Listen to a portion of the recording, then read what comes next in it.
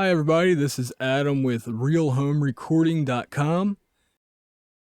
In this video, I'll be showing you the Hybrid Equalizer plugin from Waves, HEQ for short.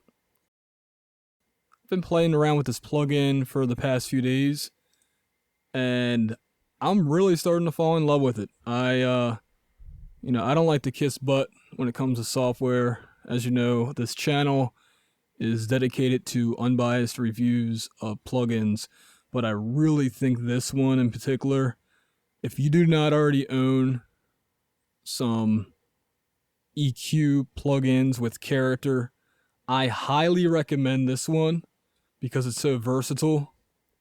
Basically, we have 7 different EQ types, EQ filter types: US Vintage, Vintage 1, Vintage 2, Modern, and 2 moderns, US Modern, UK Modern, and Digital 1 and 2.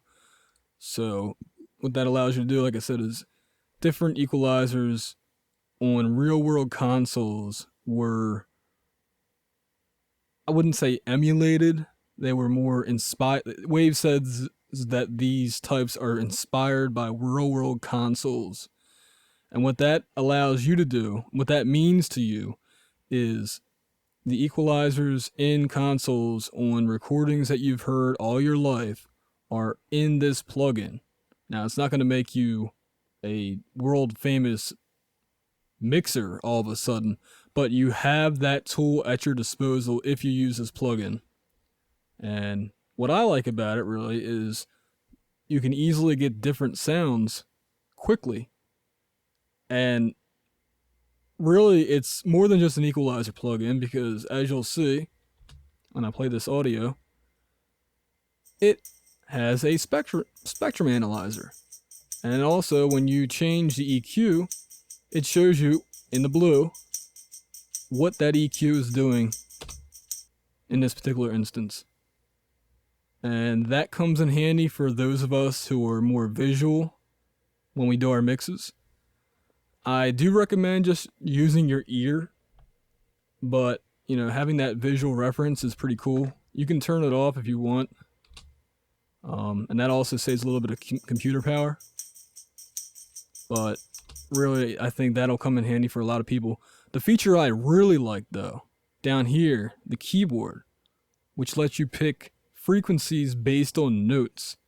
And for musicians out there and for engineers, and this does happen in the course of a song, one little note might stick out. So what you can do is you can quickly find what that note is and automate it. Just for that one brief quarter of a second or whatever, 1/16 of a second, come in and automate this so that it dips right at that note. And you can, quickly finding notes. This tool, huge time saver potential. Huge. Okay, so I'm going to go through the rest of this plugin relatively quickly. We have undo and redo. I don't think you need to know what that is. We have your A/B, so we can change and compare. And then we have meters on the left here. This is the frequency graph, like I was just talking about. And then we can control everything either up here or down here. Just move stuff around. Whee! All right, and of course, when you click on things, it enables them automatically. So, all right, moving on, we have the output meters, and then down here, oh yeah, we have the analyzer options, and then down here we have our input and output faders. Very handy. I love that Waves makes these on all their plugins that don't have input and output over here. Faders, thumbs down.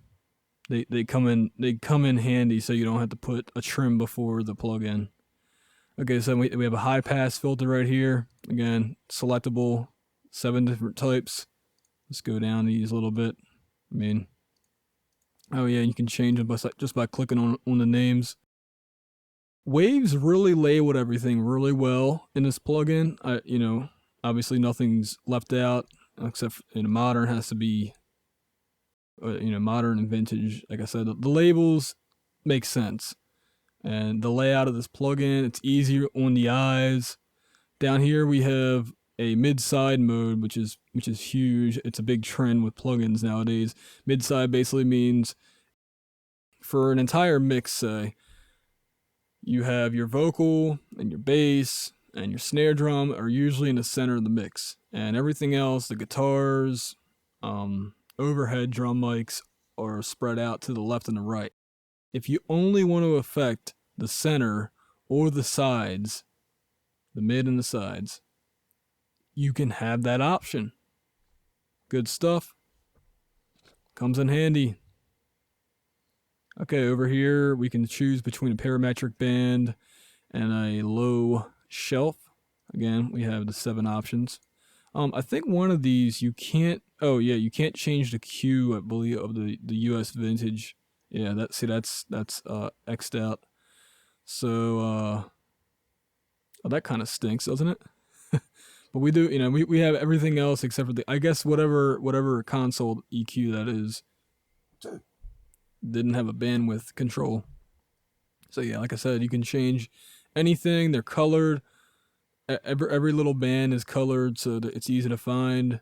And then we only have parametric bands here, but then we have high filter, again, parametric or shelving. And then we have a low pass filter right here on the end. And then down here, I think is a really cool feature because Waves got a lot of negative attention for their older SSL and API plugins, because you would put analog on and it would just make this hiss noise. And you're like, why does the API plugin sound just like the SSL? Those consoles shouldn't have the same analog hiss noise level or sound. So Waves actually, I don't know how authentic they are, but it sounds like noise from a real mixer. It's nasty, and I'm about to boost this up so you can hear it. And all right, I'm gonna turn the THD down, total harmonic distortion. All right, here we go. Gotta boost this up a good amount so you can hear it. And yeah, there we go. Ooh, why is that only on the left channel? That's kind of interesting. All right, well that wasn't, I don't think that was happening before. All right, I'm gonna mute this for now. And then I'm gonna put this back to UK. Oh, it popped anyway. I was trying to avoid that. Oh, you know what? It might have something to do with it. You disable all these. Alright. Well, we're only having a left channel. I don't know why is that? Why is the left channel only being boosted? Something's not right here. Hold on.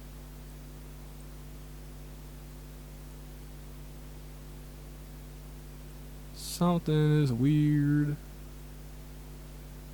Oh man. I don't know.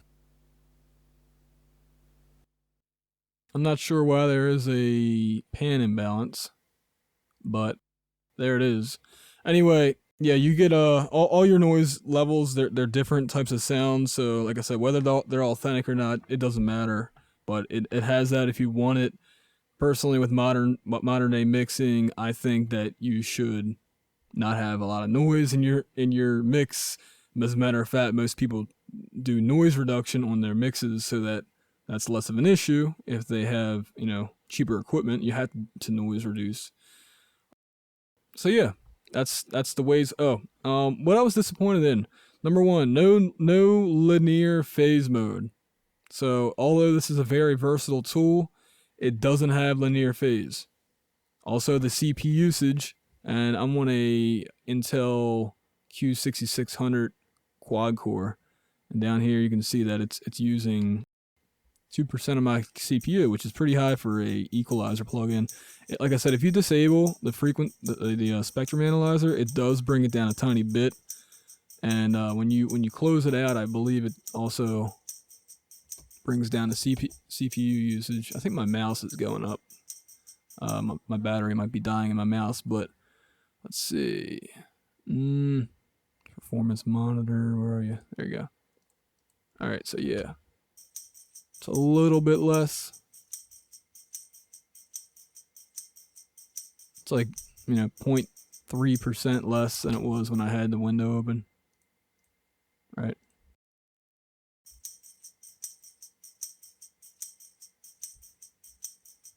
Oh, not even. Oh, I think it was showing less on the other window. But anyway, I like this plugin. Like I said, I do have a few other things I didn't like. The fact that Waves still is not putting out 64-bit plugins is just I don't know why they're not. They really got to get 64-bit architecture in their plugins real soon, and that'll allow us to not really have to worry about CPU usage as much for people on 64-bit operating systems. It is the future, so Waves needs to get with it. I mean, they are a top-of-the-line plugin manufacturer, and I'm sure they're working on it, but come on, guys. And another thing that some people were saying on forums was there's no blend option, but if you're a Reaper user, here it is. So every plugin in Reaper has a dry and wet knob. But for people who don't have that, that is not in the Waves plugin. A few other things that I noted. Like I said, the GUI, the GUI, the interface, nice and easy on the eyes. There's so much control in this plugin. I'll show you it again. Sorry about that. Everything is labeled well. It's just for a $99 plugin, and that price may change in the future, but for right now, it's $99. It's a steal. It's a bargain if you don't already have Equalizer plugins. Like I said, I only have clean plugins. I think I have one or two plugins, and one doesn't support higher frequencies at the moment, or higher sampling rates. So I really only have about one or two character EQ plugins, as they say. And I may end up buying this after my trial's over. So with the release of this plugin, it begs the question, what exactly are the console EQs that they're emulating?